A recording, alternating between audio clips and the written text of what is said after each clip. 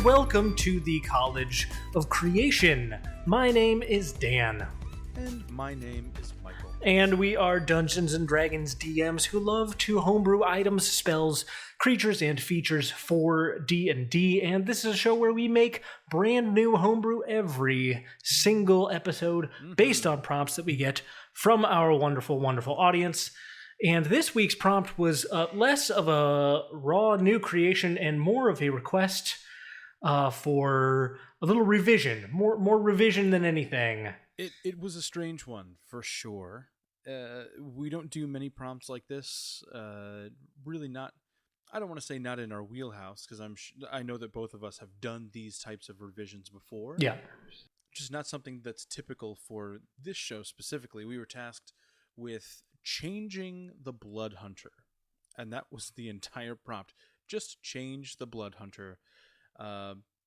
If you're not aware, the Blood Hunter is Matthew Mercer's class that he created in partnership with D&D Beyond, and it is very cool thematically. It's a really nice combination of dark and light.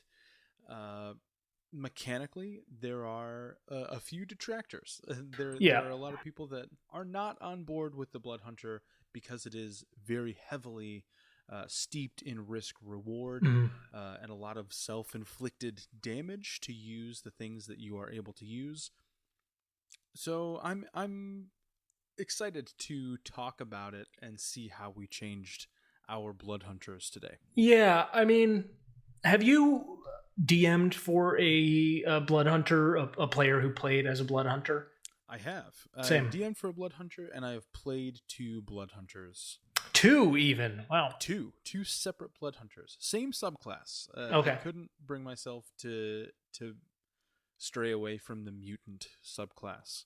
Interesting. Yeah, it's a strange scenario, I think, all around. It's a weird class to DM for, and a really strange class to play and try and fit in with a party. Well, and I think that, it came out, obviously, quite a while ago. I think it came out when Critical Role's second campaign was just starting. It was being officially released on the D&D Beyond toolset, which at that point only had all of the official classes plus this one class. And now, if you go onto that page with all of the classes, you see that it has been very broadly expanded to include not just the Blood Hunter as kind of a third-party optional class, but now you've got the Gunslingers, you've got the Monster Hunter, you have 6 whole classes from the Lord of the Rings role-playing game that uses the 5e system.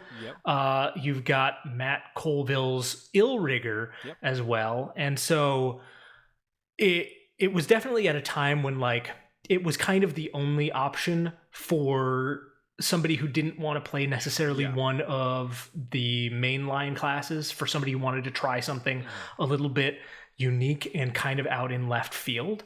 And I think that, it's sort of fallen out of favor because there are, I think, some mechanical hurdles. And now because there are so many new options, it just doesn't got a lot of love anymore. But I have DM'd for Blood Hunter way back when it was original version, Unearthed Arcana version, a totally different mechanic for how it affects the risk reward situation. There was a time when it would affect the character's maximum hit points rather than just dealing damage to yourself. You were taking down your maximum hit point level, which ended up being very cumbersome and far too much risk for the player involved. The subclass that she was playing as was the Lycan subclass, and that was really pretty brutal for the user. It turned out in a lot of ways. I think I'm glad about the changes that they did end up making, but then it just feels like it just kind of got sort of left the way that it was. And so I totally understand the prompters urging to try and do something about it, because it especially doesn't play nicely with the updated 2024 rules. It's so multi-ability score dependent. Your primary needs to be strength or dexterity because you're mostly a martial class, no spell casting ability. You need some intelligence or wisdom because those fuel some of your abilities. and it really leans into the monster hunter aspect of it. But then you also really can't drop Constitution. So it becomes really a very hard balancing act. And I think that is, for me, the thing that was the simplest fix, honestly, going into this. Was just to be like, let me just adjust the ability scores so that we're not so multi-ability score dependent. Then you get into like, well, then what part of this is the creation part, right? This is the College of Creation, and what we do here is try and create. We don't get quite so much into like the micro changes that might just be like, quality of life sort of fixes, because those just aren't very exciting or interesting to talk about. I'll be completely honest. Yeah, I that's how I felt kind of the last time we did our compilation. The second half of our second compilation, I felt that way, where the 5 that I did specifically didn't have a lot of editing that needed done. And so I felt really strange just kind of like coasting through my old things saying, well, I changed this from a D10 to a D8. Right.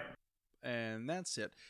So I did overhaul a few things. Mm-hmm. I did make a few new features. Same. But far and away, the majority of this was making micro adjustments for the health of the class. We'll see when we get into it, but I would estimate that most of my changes are pretty minor, wording and slight adjustments. And I think the big changes that I did make, I tried to make with a lot of intention, so that they form, I think, just a better framework for the class and the subclasses. Mm-hmm. Well, shall we start? Let's do it. Michael, please, let me know what did you end up doing with this? My angle this week was to cut down on the amount of stuff that a blood hunter has to keep track of. As I was going through it, I was trying to remember back to when I was playing, and one of the things that I remember specifically not liking about the class, I liked a lot of things about it. One of the things I disliked was how PC it felt. It felt like the base class was just adding on things that you could do, and I felt like they were all kind of like tools in my toolkit that were sort of similar, and it felt weird to add more tools when I could just be building on the things that I already had. So this is simply a revised blood hunter. Great. And I didn't do every feature level. The first thing up here, this is just an alteration of the class table. I just changed the Ascension of the Hemocraft die. So every 4 levels, you go up a die size. So it ends at D12 instead of a D10. Okay. You are taking a little bit more damage when you get 17th through 20th level, but you are doing more damage with your right damage at that point as well. So increasing the risk to reward. It also helps keep it in line with the 2024 adjustments to pull marshals to a bit higher power. Yeah. Especially in the later levels, fighters and barbarians especially fell off pretty hard in 2020 or 2014. So it felt okay to pull the Blood Hunter up with them. I agree. At level 1, I updated the Hunter's Bane feature. This is an alteration on the creature types that you have advantage on checks to find and things like that. I just said, instead of it being the specific ones, that Fey, Fiend, and Undead, I said to pick 3 creature types that are not humanoid. You have an advantage on survival checks to track them. All the same features apply, recalling information, things like that. Whenever you gain a new level in this class, you can exchange one of your choices for a different one. And you can choose an additional creature type when you reach level 5, 10, and 15. So you cap out at 6. Yeah, I like that. It feels like you took in, like I also took in pieces of the Ranger, both 2014 and 2024. It is very 2014. Yeah, this is a good place and a good way to bring that in though, because it has been dropped from the 2024 Ranger, and even was halfway dropped from the 2014 Ranger with the additional features from Tasha's. Yeah. So putting it in here does feel like it does some justice to that feature, which I always appreciated, and it gives them some stuff. Yes. Two other updates here. The Hemocraft save DC is the exact same calculation. The Hemocraft modifier is Constitution, however. Yes. I just said flat out Constitution. Just like Sorcerers, there's no reason that a Blood Hunter's main skill should be Intelligence or Wisdom. I think that it probably makes sense if you're going for like a Witcher type, because he does use his Wisdom to track and his Intelligence of potions and things like that. Not for this. Take that ability score dependence and center it back down. Hemocraft modifier is your Constitution modifier. It's an identical change to what I did. I also just shifted it to Constitution because it makes sense. Great. I also said, additionally, choose either Intelligence or Wisdom. All skills associated with your chosen ability score can benefit from your Constitution modifier instead. Get Intelligence or Wisdom out completely. Don't even worry. Interesting. You specialize in either Wisdom or Intelligence using your blood magic. That is my justification. I would have a slight concern that would prompt someone to just entirely dump Wisdom or Intelligence. Like if they were doing point buy, you could truly just leave that at like a 7 or lower. But you would be sacrificing saving throws. This is just skills, right? There's no just skill checks. Your saving throws would still be affected by your whatever you actually put in the Intelligence. Intelligence and Wisdom are big for saves, so you want to calculate that into your choices. If you're truly min-maxing, I guess don't worry about it. But yeah, this is about risk reward after all, though. Mm-hmm. So dumping everything into Constitution for me made sense. There's a feature update for the level 2, the fighting style. I just said you choose one fighting style feat of your choice. There are now new fighting style feats that I think fit the Blood Hunter very well. Thrown weapon mastery, it would be very cool. Interception would be very cool. So I just said choose one. Whenever you gain a Blood Hunter level, you can choose a different one if you want. You can swap them. Perfect. Out. Nice and simple. Now, this is my first new feature. It's kind of an update, but it is new here. I have this called Elemental Rite at level 2. This is replacing the Crimson Rite. You learn to invoke the Elemental Rite. This works exactly the same as the Crimson Rite does. The difference is when you activate the Rite, you choose one elemental damage. So that is acid, cold, fire, lightning, poison, or thunder. Or if you're using the College of Creation rule set, air or water. And you take necrotic damage equal to a roll of your Hemocraft die. Mm-hmm. Exact same thing. You are not locked into lightning, fire, or cold damage. Yep. You don't have to choose a specific rite. That's one of the things that I just always thought was so strange. You have 6 rites total, so you have 6 damage types total that you can choose from, and you end up getting like 5 total, I think, out of the 6. And that just felt really... And the level scaling is really weird. Like, why do you have to be 14th level to have thunder damage?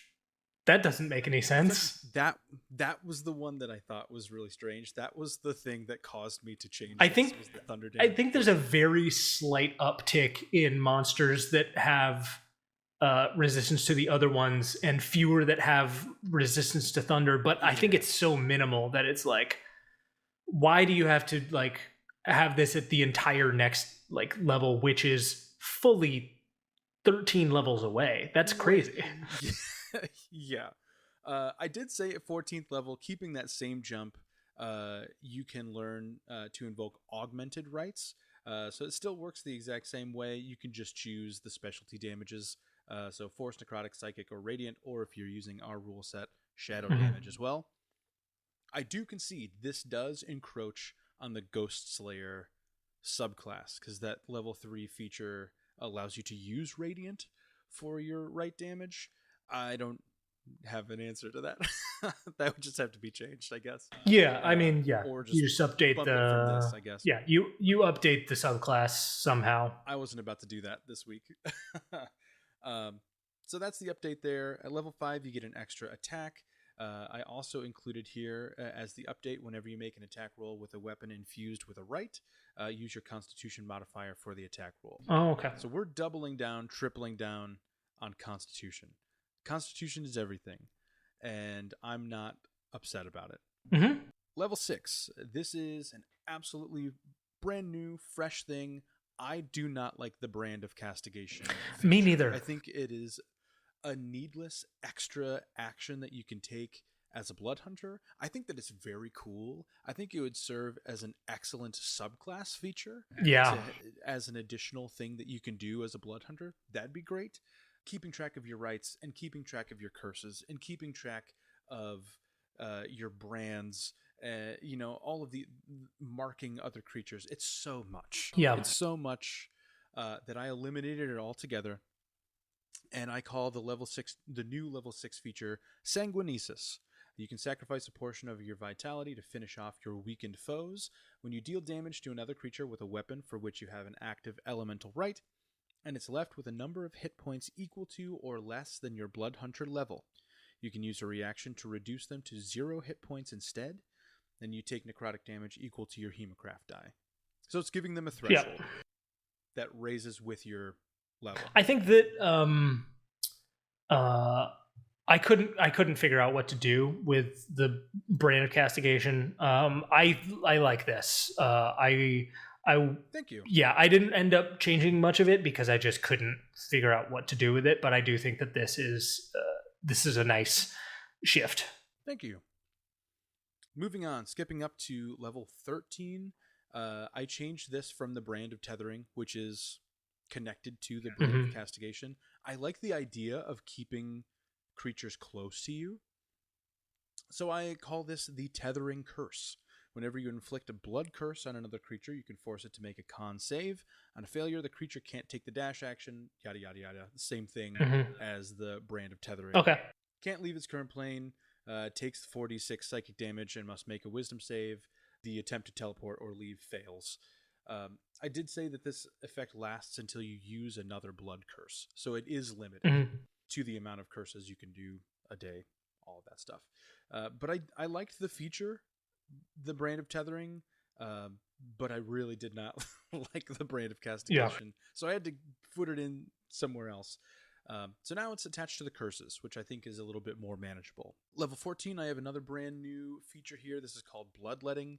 This is replacing the Hardened Soul feature, which just gave you advantage on saves against being frightened and charmed, which is fine.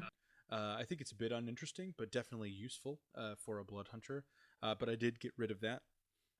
This is called Bloodletting. Whenever you roll a 20 on a d20 test, you gain temporary hit points equal to your Hemocraft die plus half of your Blood Hunter level rounded down. Yeah. You crit on a d20 test, get some temp HP. Level 19, I just stuck an epic boon in there. So that eliminated the ability score improvement at level 19, replaced it with an epic boon to keep it in line with the other 2024 classes. And at level 20, this used to be the Bloodletting feature. I forgot to rename it. So I don't know what this is supposed to be, but this is also a new feature. I don't know what it's supposed to be called. This is replacing the Sanguine Mastery feature, which, like many other level 20 features, I felt was pretty underwhelming. Once per turn, whenever a Blood Hunter feature requires to roll a Hemocraft die, you can re-roll that die and use either roll with the old one. Again, totally serviceable. I think it's a bit underwhelming. I wanted to dip into our back catalog again. Oh, sure. And for this one, when you deal damage to another creature with a weapon for which you have an active elemental right, you can take necrotic damage equal to your Hemocraft die to inflict doom damage as well. Okay. This can't be used more than once per long rest. So if you crit, or if you deal damage to a creature, you can give them a free death save. Yep.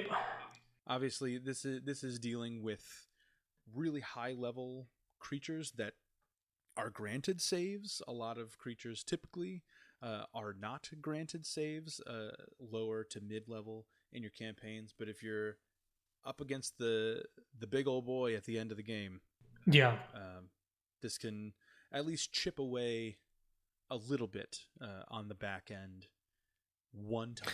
Yeah, I mean, if you wanted to obviously not utilize doom damage for this, I think you could replace it with basically anything that like significantly cuts a creature's survivability, either removing the ability to heal or reducing maximum HP so that healing can only go so far. I also thought about giving a couple levels of exhaustion too. You could do that too, but I couldn't figure out the exact amount. 1 seemed not enough, but like 3 seemed teetering on 2. It's a tricky calculus. I'm not really sure. Yeah. I don't know. I like the changes in general. I do think you're absolutely right that just limiting the things that you have the option to do is really good. Cutting back on the number of things you have to choose for the Crimson Rite, taking a little bit more of an easy hand on the main class, I do think allows for the subclass to take on more of the identity, which I think really serves this class in particular quite well. Yeah, it's always felt very crowded, especially with how the subclasses are written as well. The subclasses are very crowded. A lot of things are going on at all times, and any type of break in the noise is a positive, I think. Notably, I really left the blood curses out. I think that feature is really great. I remember really enjoying the choice to use a Hemocraft die to amplify the curses. Like sometimes it's definitely worth it. Sometimes it's not, and you just go with the base curse and you're fine. So I left that totally untouched, other than the tie to that tethering feature. But and I didn't even make any new ones. I think maybe I thought about doing that at first, and then it just kind of fell at the wayside. Yeah, that's fair. That's very fair, I think. Yeah. I mean, I definitely see that we made a couple of very similar changes, specifically with regard to the shift of Hemocraft modifier, but then also, the Crimson Rite shift as well was the thing that I changed up. I'll go through mine here because I did a much more complex or a much more comprehensive write-up. Still a D10 class for hit point die. I changed the saving throw proficiencies to Constitution and Intelligence. It's Dexterity and Intelligence originally that they are, which is fine, but it also does kind of like it does this thing where it's like, well, your primary ability can be Strength or it can be Dexterity, but then it gives you proficiency in Dexterity saving throws, and so it's like, okay, this is meant to be a dexterity-based fighting class then. And I want to create the opportunity that like that's not necessarily the case. The list of skill proficiencies I think is roughly the same, so you can choose 2 of the list. You get simple weapons and martial weapons. You get light and medium armor and shields. You get I offered the opportunity to choose between alchemist supplies or poisoner's kit, and then I like that. Things like that. At level 1, I added a feature, and that is weapon mastery. I think that this is a class that deserves weapon mastery. You are absolutely right. It's a martial, and it should have weapon mastery. I toyed with giving it just 1, but everybody else has 2, so let me just give you 2. I kept Hunter's Bane pretty similar. You have advantage on the wisdom survival checks to track Fey, Fiends, or Undead, as well as on intelligence checks to recall information about them. I also added that you learn 1 rare language of your choice. Because they've separated languages out. Very cool. I wanted to do that because that is a ranger thing from the old ranger favored foe or favored enemy thing, is that you learned a language associated with your enemy. And they've changed the way that the languages are siloed in 2024. So now you have common languages, which are everything you can think of: Elvish, Dwarvish, Human, Halfling, Orcish. And then you have the rare languages, which are like Primordial and Abyssal and all of that stuff. So I figured let's give someone the opportunity to learn. Then I moved on and changed the Blood Curse feature, or the Blood Maledict is the name of the feature, to Hemocraft. So you can manipulate the life force of others through dangerous Hemocraft magic. You start with one blood curse of your choice, detailed in the blood curses section of the class, and each time you use a blood curse, you choose which effect from this class to create.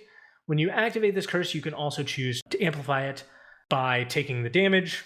I considered for a little bit removing that, but I think you're right that is an interesting interplay that the player character gets to engage with.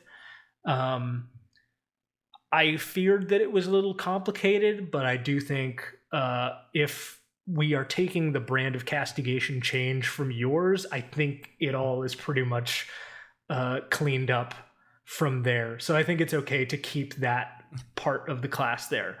And of course, you gain additional effect options at higher Blood Hunter levels. I also decided to make this work similarly to Channel Divinity. Ooh, okay. I don't know why it's separated in this strange way where like at the bottom level of all of the whole class where the blood curses are listed, it has the blood curses that are specific to certain subclasses listed in there as though those are a prerequisite, when in every case they are granted without taking up a slot for what blood curses you know.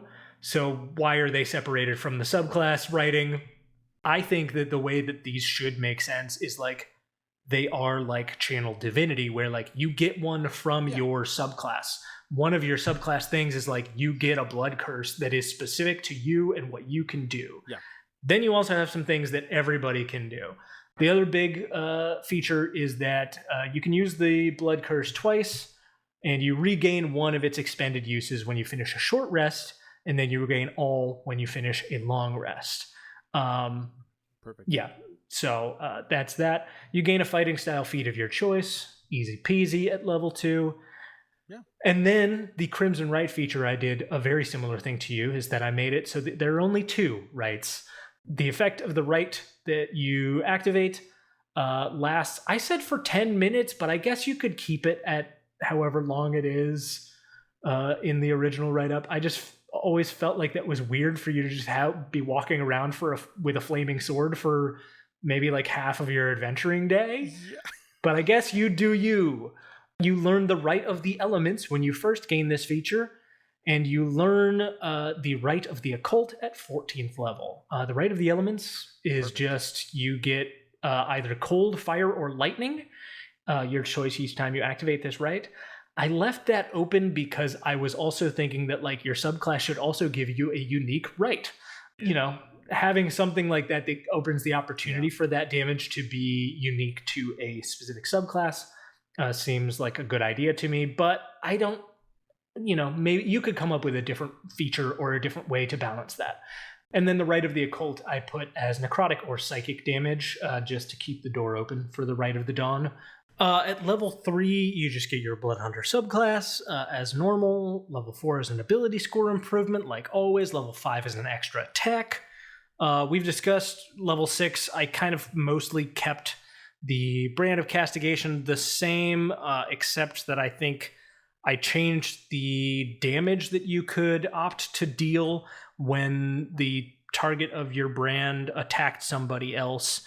I just changed it to that creature has disadvantage on saving throws against your blood curses, but honestly, I like your version better anyway. So maybe we'll just go with that. But we jump all the way up to level 9, which I changed from the Grim Psychometry to just expertise. Okay. Grim Psychometry allows you to like give yourself advantage on certain history checks.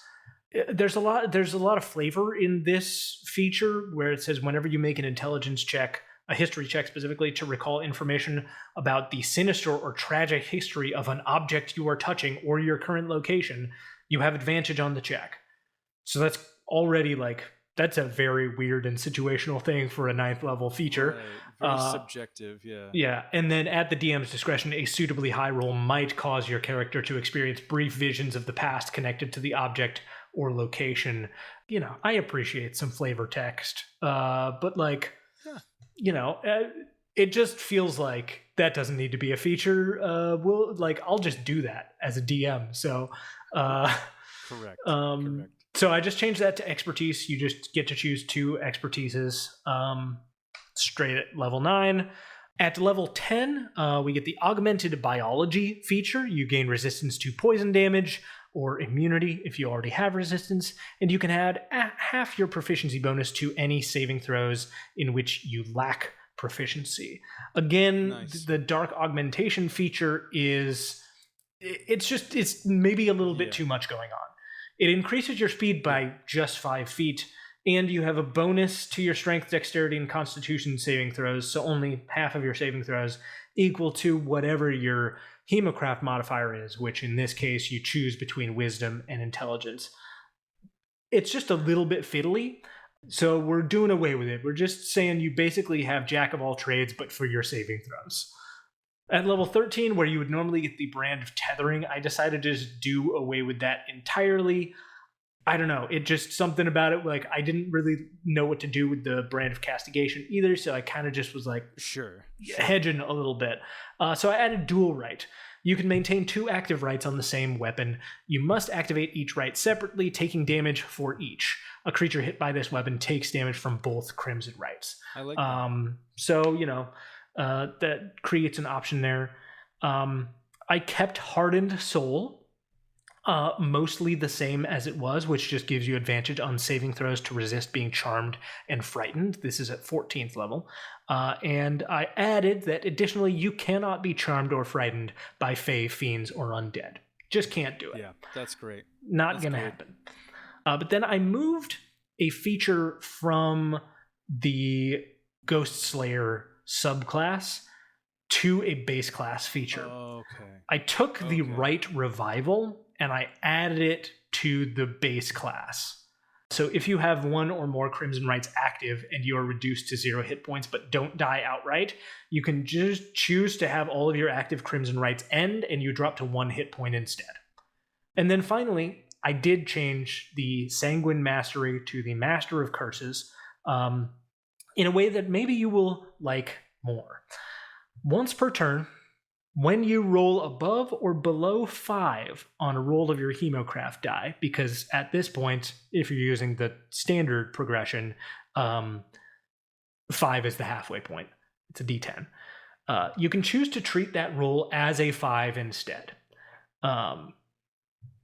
Additionally, whenever you score a critical hit with a weapon for which you have an active Crimson Right, you can just apply a Blood Curse for free. So instead of regaining a use of your Blood Curse, you just do one for free. Great. No sacrifice of the use on your turn, and you do it to that creature that you just hit with some damage. The thing that I like about the above or below 5 is that it's not a reroll. It's not running the risk of you saying, oh, I rolled a 1 on this Hemocraft die to deal damage, or I rolled a 10 on this Hemocraft die to take damage. Let me roll again. Oh, I rolled a 2 the second time for damage, or I rolled an 8 to take a little bit less damage. Well, that's a bummer. But if you roll a 10, and you're like, ooh, actually, I don't want to take 10 damage. I'm going to take 5 damage instead. Or, I only rolled 1 damage. I'm just going to take 5. Take half. In either case, if you roll above or below once per turn, you can just grab that halfway point instead, just to keep yourself at least hitting average, right? Yeah, so that was the vibe I was going for there. Reroll mechanics are always so tricky. Yeah. And I think especially as a capstone feature, just having a reroll that you have to, still choose between. It's honestly essentially just like glorified Savage Attacker, right? Like it's not doing much more than that. Yeah. And that's an origin feat. So you have about 400 decisions you can make over the course of this class. Yeah. And then you get to the very end, and we're going to gift you another decision Mhm. that you have to make on top of everything else. Just adding noise to the noise at that point. I like this much better. And then, like I said, I did pare down the blood curses, but I don't need to go through that. Instead, I would like to go through the ways that I changed one of the subclasses and then wrote a new subclass. Mostly I rewrote the Order of the Ghost Slayer in order to set out the framework. Because I think the best framework is that your first things that you get, or maybe it's not the first two things, but it's certainly one of the first two things that you get as a subclass should be you get a special rite and you get a special blood curse. Yeah. At some point through the subclass, you should get one of those. Dark Channel Divinity, baby. In the case of the Rite of the Dawn, that is unchanged. That is it's basically auto smite.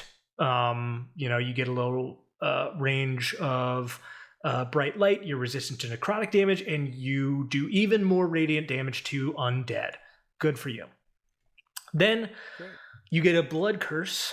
The blood curse I did here of the Unquiet. Kind of partially because I left out the portion in the main blood curse section that the creature you target has to have blood. I don't love that part. We didn't really talk about that, but one of the things that is in the base class is that the creatures you target with your blood curse have to have blood. If they don't have blood, then you can't affect them with your blood curse.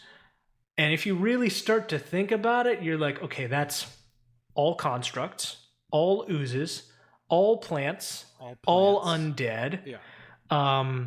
Probably some celestials, right? You have to imagine. Some celestials, some aberrations, I would assume. Some monstrosities even. Arguably half of the monster manual, which does kind of suck. So I left that part out.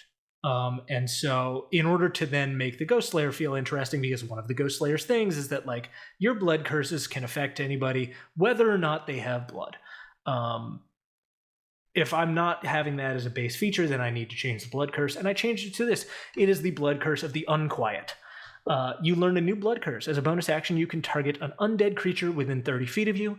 The target must make a wisdom saving throw, and on a failed save, the target becomes frightened of you until the end of your next turn, and cannot benefit from the invisible condition or from any incorporeal movement trait it may have. Yeah, that's really cool. So it can't go invisible until the end of your turn, and it can't move through walls to try and escape. You just you're basically waking the dead and pulling them towards the pale so that you can still attack them. Ether Walk is more or less the same. I just changed the way that it determines how many uses you have, basically. It's a complicated number of uses in the original one. Now you can use it a number of times equal to your Constitution modifier. That's it. Perfect. And it lasts for 1 minute. It doesn't last for a number of rounds equal to whatever. I don't want to be counting rounds. Nobody wants to be counting rounds. Yeah, that's crazy. And then I gave them Bane of the Bloodless at level 11. Creatures that do not have blood, such as oozes, plants, and undead, have disadvantage on saving throws against your blood curses. Great. It does the opposite of letting you affect anything with blood. It just makes you better at affecting things that don't have blood. That don't have blood. And then at level 15, instead of making this a blood curse, because it doesn't make sense as a blood curse, I gave them the Cleansing Blood feature. Technically, they are supposed to get a blood curse that cleanses their allies of the charmed or frightened condition. It's like, why are you using a curse for that? That's weird. Right. So I just, I changed the wording of it so that it was just a bonus action. You can expand a use of the blood curse feature, but you don't actually need to do any amplification. There's no option to amplify or anything like that. You just clear the charmed or frightened condition on a creature you can see within 30 feet of you. And if the source of the condition was a creature and that creature is within 30 feet of you, when you use this feature, it takes 2d6 psychic damage automatically. Just happens, as long as it's nearby. So that's kind of the framework. Is like what we want is that like the subclass is going to give another right, another blood curse, and a couple other really rich identifying features. The ones that decide like this is what you're about, this is what your thing does. Yeah. And I love that. So then I rewrote my old Order of the Bloodmancer. There we go. This is an adjustment on a thing that I made many years ago, and I rewrote it to go with my new Blood Hunter. At level 3, you get the Right of the Blade. You learn the Right of the Blade as part of your Crimson Right feature. You do not need to be holding a weapon to activate the Right of the Blade. Instead, you summon a weapon with which you have proficiency, made of your own blood. The extra damage dealt by this weapon is the same type that the weapon normally deals, but it is considered magical for the purposes of overcoming resistance. So you still do the extra Hemocraft die of damage. It just is like if you summon a short sword made of blood, it's an extra Hemocraft die of slashing damage. But it's all magical. The whole weapon's damage is magical. Additionally, when you summon the weapon, you can change one of your weapon masteries to the weapon you summon. You can just automatically have the weapon mastery property of whatever weapon you choose to summon. Yeah. At level 3, you gain the Blood Curse of the Doomed. You learn a new Blood Curse. As a bonus action, you can target a creature within 30 feet of you. The target must make a Constitution saving throw. On a failed save, the target takes damage equal to a roll of your Hemocraft die immediately, and again at the start of each of its turns until it is healed for at least 1 hit point. So it just starts bleeding out. You manage to mess with its clotting factor, and it just keeps bleeding until it heals a little bit. At level 7, you get Blood Manipulation, so you can alter and shape your blood weapons at will. While your Right of the Blade is active, you can use a bonus action to take additional necrotic damage equal to a roll of your Hemocraft die to do one of the following. You can either turn your weapon into a shield, granting you a bonus to AC until the start of your next turn equal to a roll of your Hemocraft die, or you can change the form of your weapon to another weapon with which you are proficient. So if you happen to need range, if you happen to need reach, whatever it may be, you can change the form of that weapon.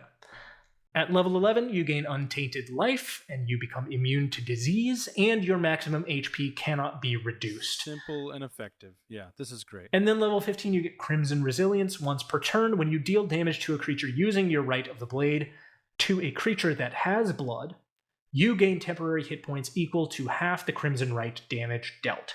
So whatever you roll on your Hemocraft die, you grab half of that back once per turn in temporary hit points. Just a blood guy, just a guy who manipulates their own blood. We talked about how old the class is. It's never really been updated in the way of subclasses. No new subclasses have officially been added. I can't believe that something like this was not in the initial drop of subclasses for a blood hunter that uses blood as the source of their magic, right? I would much rather have had this than the Warlock Blood Hunter. The Profane Soul just gives you Warlock stuff. Yeah. And this is way more interesting. I appreciate that. This is not a one-for-one analog, but it makes me think of like Frozone from The Incredibles, just like sliding around, making things out of ice. Yep. Well, this is such a superhero type of interpretation of a blood hunter. I could think of at least 4 or 5 of my players that would play this right now, that have kind of sworn off blood hunters because they just can't find a subclass that intrigues them. Mm-hmm. This would sway them. It was fun to make. Honestly, I enjoyed like sort of figuring out how to make something work with the changes that I had made in the base class.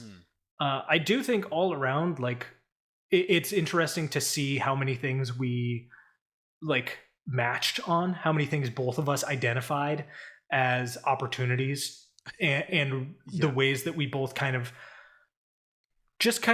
got around those things in a very similar way, because I think they're really common sense changes to make here. Right. And I think between the two of us, we managed to make, I think, a much more usable class, a much more sort of like cohesive, understandable, approachable class. Yeah. A little bit fewer things to keep in mind all the time. It's slightly less complex, but I think still has enough of its own unique identity. It has pieces of the ranger, and it has pieces of a fighter, and it has pieces of a warlock, and it has pieces of a cleric, but it's so different than all of them. And so you know, I think we both managed to maintain that while also finding very similar ways to fix things. Yeah, it just needed some space. It just needed a breath. What we should probably do at some point is probably take both of these and just smash them up. Yep. And combine them, you know, Yep. take out some of my features, put in some of yours, take out some of yours, and put in some of mine, and we'll have a great little class going. One of the things that Matt Mercer, like one of his immense strengths, is immersion and narratively justifying decisions for himself and for his table. So it makes sense for a lot of these features to be written the way that they were. And in my limited experience with Daggerheart, now that is out and published and being played actively by a ton of people in the community, a lot of the features in Daggerheart are written this way to be more open and loose and narratively driven. Yeah. So maybe this was just ahead of its time. It was meant to be a Daggerheart class that was stuck in 5e.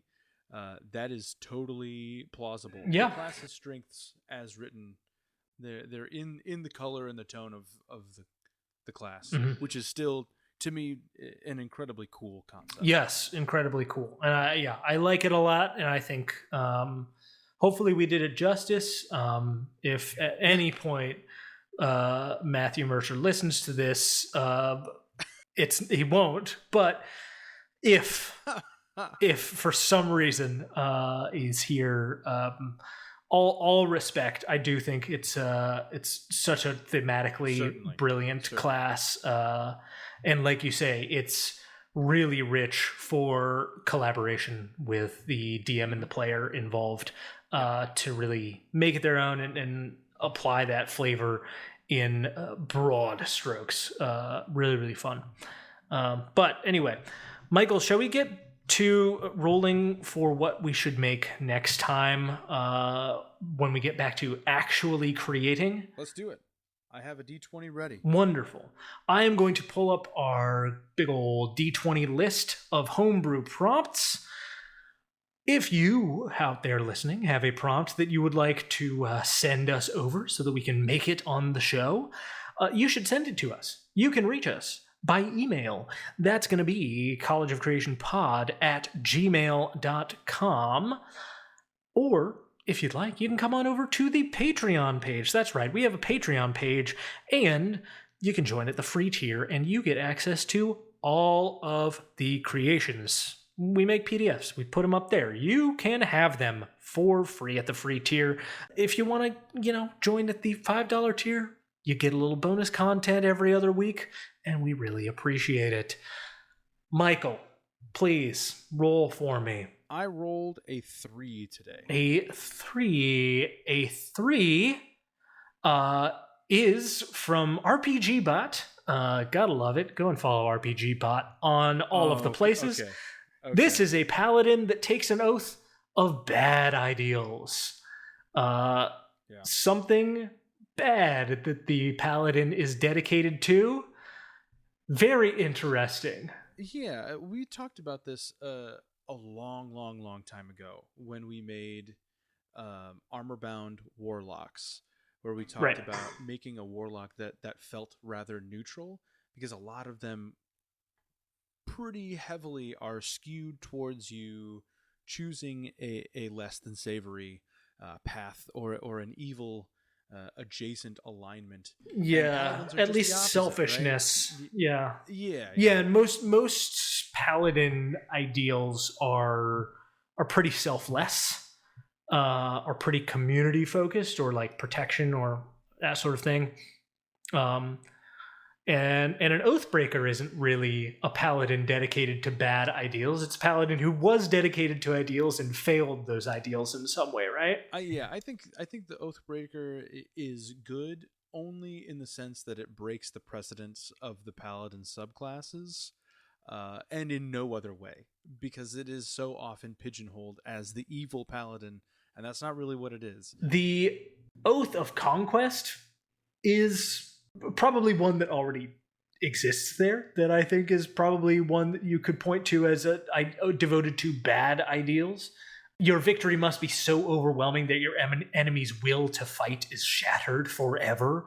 A blade can end a life. That's fear can end an crazy. empire. Rule with an iron fist. Strength above all. You shall rule until a stronger one arises. Then you must grow mightier and meet the challenge or fall to your own ruin. Okay, so yeah, that's definitely bad. That's the bad one.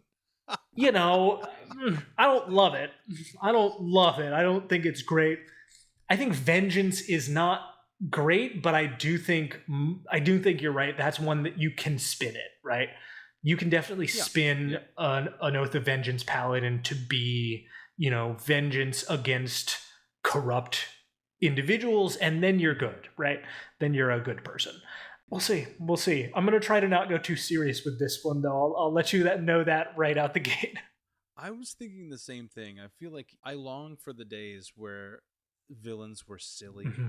In a lot of media lately, we've had plenty of very serious villains, and I want like the Cesar Romero Joker. I want like the goofy guy who's just like bouncing off the walls and causing chaos and villainy.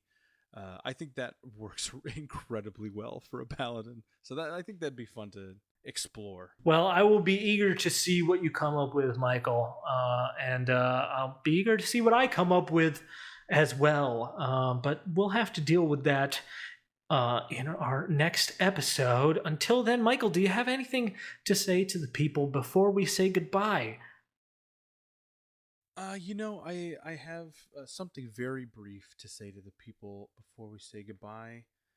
This is a game about having fun, and if you enjoy playing a class like the Blood Hunter, and you really want to get into the risk reward elements of it, at the end of the day, it is a game, and one of the core tenets of this game is collaborative fun. And I hope that in creating a more heartfelt or serious adventure for yourself and your friends, you don't lose that element. I think some of the things that are the most memorable from my games are things that were not planned and ended up being really funny and not necessarily the big emotional story beats. So that's it. Yeah. The moments where you're laughing your asses off are just as valuable than the moments where you are brought to the brink of tears by these fake people, for sure. All of it is valuable. Yeah. All of it is fun. All of it is a wonderful thing that we get the opportunity to do. Incredible. Love it. Well, Michael, thanks for potting with me. Of course. Thank you. Everyone out there, thank you so much for listening. We will catch you next time. Until then, goodbye. Goodbye.